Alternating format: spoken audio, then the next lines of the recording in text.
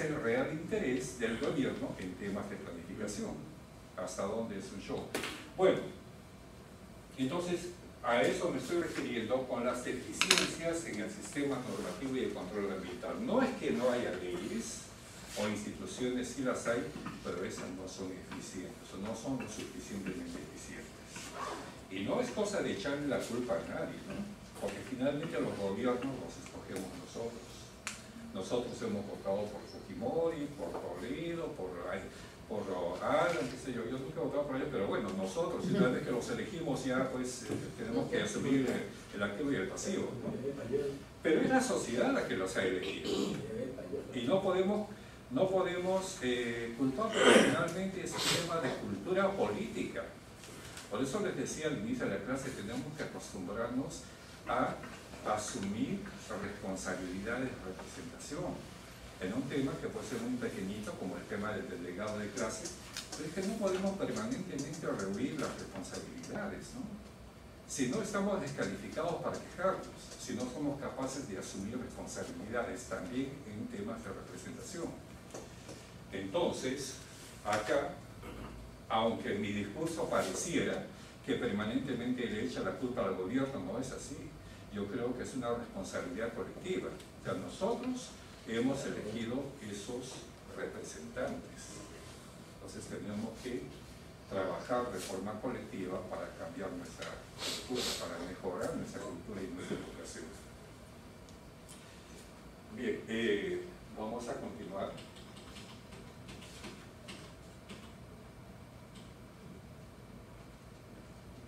Bueno, algunas reflexiones sobre el tema de... no es nada nuevo, son simplemente la síntesis de los problemas que ustedes ya manejan, problemas graves y recurrentes en todas las regiones, en la costa, en la sierra, en la selva, la contaminación de los suelos, ¿no? La salinización de los suelos, la contaminación con metales pesados, la degradación de laderas, la erosión permanente, tema permanente que tiene que ser observado y tiene que ser controlado por el ordenamiento territorial. Ese es un tema absolutamente recurrente en todas las cuencas, costa, sierra y selva. Degradación de suelos, una constante, difícil de evitar. Prácticamente cualquier cuenca que ustedes vayan a escoger para tratar se van a encontrar con este tema. O los suelos se están degradando por erosión, o están siendo contaminados por metales pesados, la minería informal o la gran minería, etcétera, etcétera. Una pregunta, ¿cuál sería el procedimiento, por ejemplo, para... Yo he tenido la oportunidad de viajar una vez a Satipo, ¿no? Por la zona de Satipo a hacer talleres, y veía por la zona del, no sé, de Satipo más allá, de San Martín de Pangó, a todos esos sitios, y ya yo veía camiones, camiones, ve, y troncos, y creo que cada 20 minutos pasaba, cada 20 minutos, media hora, veía que pasaban, ¿no? Y desfilaban, y veía unos, pero unos inmensos, pues, o sea, troncos. Pero también cuando la población se queja, por ejemplo, cuando vas a las comunidades se quejan que están deforestando, todo eso. Hemos tenido también entidades, ¿no? en redes en su momento, entidades que se preocupan, ¿no? por la preservación, pero son solamente que se preocupan. O sea, ¿cómo luchan, por ejemplo, contra esa... O sea, mejor dicho, ¿cuál sería la recomendación para combatir ese tipo de actividades, ¿no? Que son ilícitas? Ese es un tema... me refiero, yo lo que quiero una alternativa. Sería buena la intervención de los militares, o sea, en esa zona. Yo lo que digo es escúchame, ¿cómo te llamas? Miguel. Tú no puedes dar una receta para todos. Cada situación es particular. Entonces necesitas tú, es como si yo quisiera hacerles un trato para cada uno de ustedes. Tienen que tomar la medida cada uno y trabajar de acuerdo a esas medidas. Entonces cada situación requiere soluciones especiales y soluciones concertadas, con participación de las poblaciones, pero claro, ¿cómo participan las educaciones y la educación?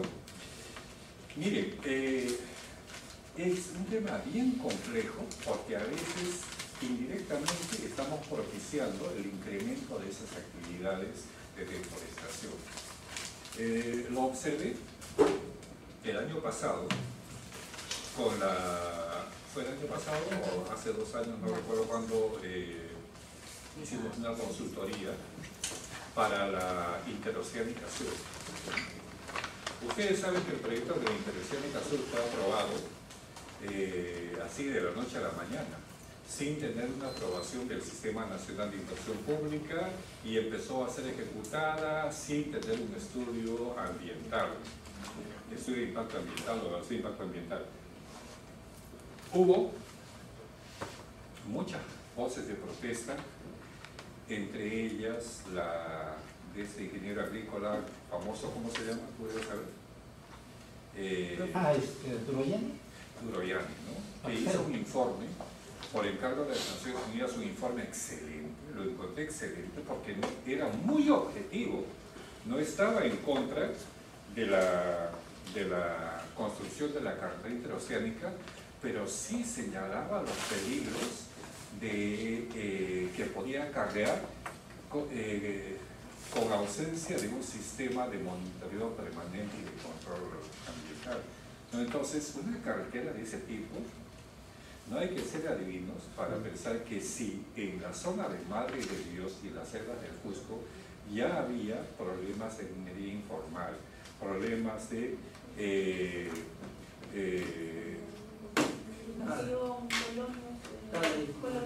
claro, tala de bosques, etcétera, agricultura migratoria, eso se iba a incrementar, entonces no podemos, una vez más, no podemos a la loca hacer proyectos, financiar proyectos e invertir sin que estos hayan sido adecuadamente estudiados.